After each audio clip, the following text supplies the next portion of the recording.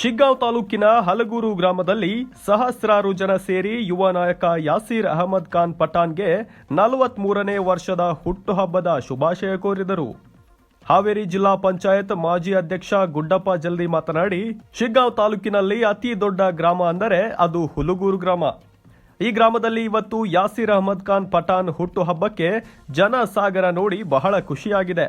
ಮುಂದಿನ ದಿನಮಾನದಲ್ಲಿ ಆ ಭಗವಂತ ಇವರಿಗೆ ಆಯುಷ್ಯ, ಆರೋಗ್ಯ ಹಾಗೂ ರಾಜಕೀಯ ಜೀವನ ಯಶಸ್ವಿಯಾಗಲೆಂದು ಶುಭ ಕೋರಿದರು.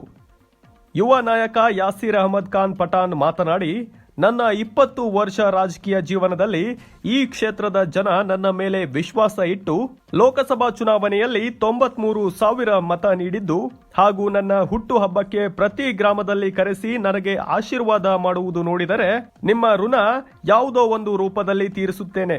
ಯಾರೂ ಆತಂಕ ಪಡುವ ಅವಶ್ಯಕತೆ ಇಲ್ಲ ಎಂದು ಕಾರ್ಯಕರ್ತರಿಗೆ ಧೈರ್ಯ ಹೇಳಿದರು. ಈ ಸಂದರ್ಭದಲ್ಲಿ ಕಾಂಗ್ರೆಸ್ ಪಕ್ಷದ ಜಿಲ್ಲಾ ಅಧ್ಯಕ್ಷರಾದ ಸಂಜೀವ್ ಕುಮಾರ್ ನಿರಲಗಿ, ಗ್ರಾಮ ಪಂಚಾಯಿತಿ ಅಧ್ಯಕ್ಷರಾದ ಜಾವೀದ್ ಸವನೂರು, ಕೆಡಿಪಿ ಸದಸ್ಯರಾದ ರುದ್ರಪ್ಪ ಕೆಳಗಿನಮನಿ, ಇನ್ನೂ ನೂರಾರು ಕಾರ್ಯಕರ್ತರು ಉಪಸ್ಥಿತರಿದ್ದರು. ವರದಿ ದಾವಲ್ ಸಾಬ್ಯಂ, ಹುಬ್ಬಳ್ಳಿ, ನ್ಯೂಸ್ 16 ಕನ್ನಡ, ಶಿಗ್ಗಾಂವ್.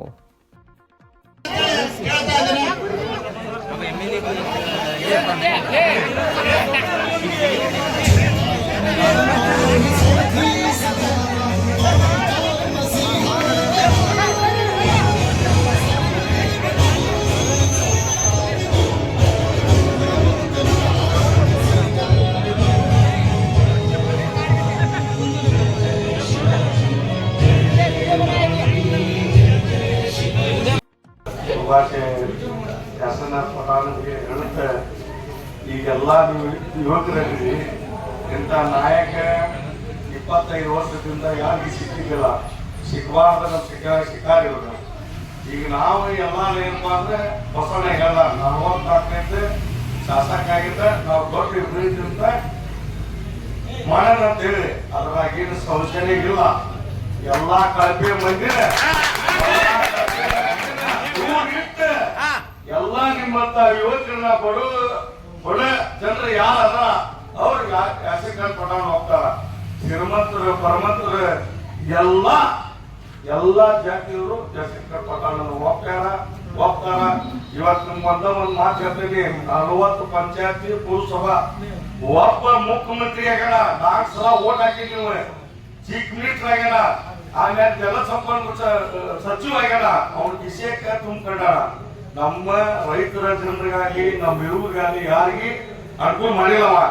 ಇವರು ಸೋತಾರ 65,000 ಓಟ್ ತಗೊಂಡ್ರ.